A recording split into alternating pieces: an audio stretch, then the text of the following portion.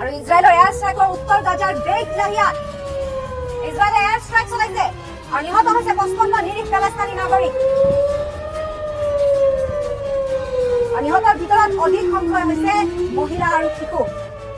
বৰ্তমান চলি আছে উদ্ধাৰ অভিযান। আমি ৱাৰ জোন আপডেট আপোনালোকক জনাইছো। মধ্যপ্ৰাচ্যৰ মহাযুদ্ধই লৈছে ভয়ংকৰ ৰূপ। লেবাননতো ভয়ংকৰ আক্ৰমণ IDFৰ ইজৰাইল ডিফেন্স ফৰ্চৰ ভয়ংকৰ আক্ৰমণ লেবাননত আৰু হিজবুল্লাৰ ঘাটিক লক্ষ্য কৰি বোমা বৰ্ষণ।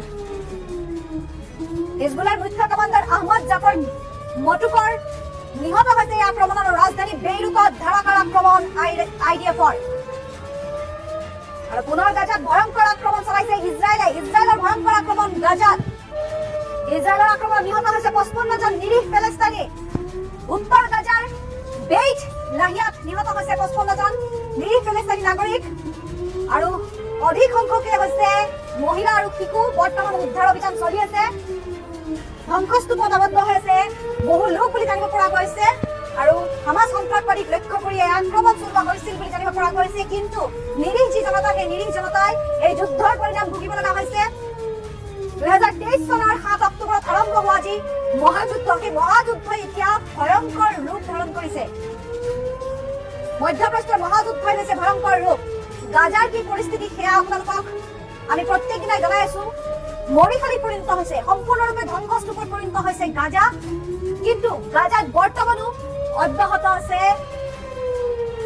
আক্ৰমণ, কিয়নো মধ্যপ্ৰাচ্যৰ মহাযুদ্ধই লৈছে ভয়ংকৰ ৰূপ। ইজৰাইলৰ আক্ৰমণত পুনৰ নিহত হৈছে 55 নিৰীহ পেলেষ্টাইনী।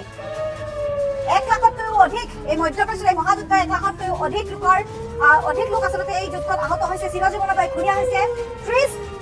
30ৰ পৰা 40 হাজাৰৰ ভিতৰত লোক নিহত হৈছে। এবছৰত 30ৰ পৰা 40ৰ ভিতৰত 30,000ৰ পৰা 40,000ৰ ভিতৰত লোক নিহত হৈছে। নিজৰ বাসস্থান এৰি পলায়ন কৰিছে। গাজাৰ প্ৰায় 90% লোক গাজা এৰি অন্য স্থানলৈ পলায়ন কৰিছে। নিজৰ ঘৰ দুৱাৰ সকলো এৰি পলায়ন কৰিছে। কোনোৱে পিতৃ মাতৃক হেৰুৱাইছে, কোনোৱে নিজৰ ভাতৃভক্তিক হেৰুৱাইছে। পৰিয়াল কুটুম্বৰ পৰা আচলতে বিচ্ছেদ হৈছে আৰু এই মহাযুদ্ধৰ যি আচলতে পৰিণাম, সেই পৰিণাম